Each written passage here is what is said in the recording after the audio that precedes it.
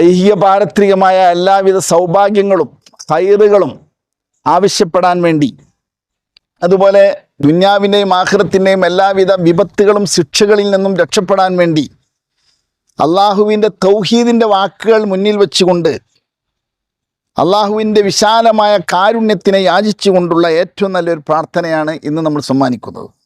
അല്ലാഹുമ്മ ഇന്നി അശ്ഹദു ബി അന്നക വാഹിദുൻ അഹദുൻ ഫർദുൻ സമദുൻ ലം യലിദ് വലം യൂലദ് വലം യകുൽ ലഹു കുഫുവൻ അഹദ്. അള്ളാഹുവിൻ്റെ തൗഹീദിൻ്റെ വിശേഷണങ്ങളാണ്.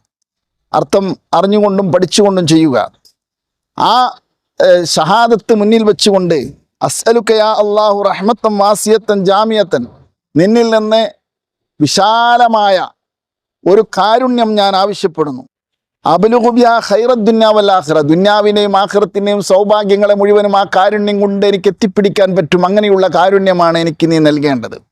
വഅസ്അലുക ബി അസ്മാഇക്കൽ ഹുസ്ന, നിന്റെ അസ്മാഉൽ ഹുസ്ന മുന്നിൽ വെച്ചുകൊണ്ട് ഞാൻ യാചിക്കുകയാണ്.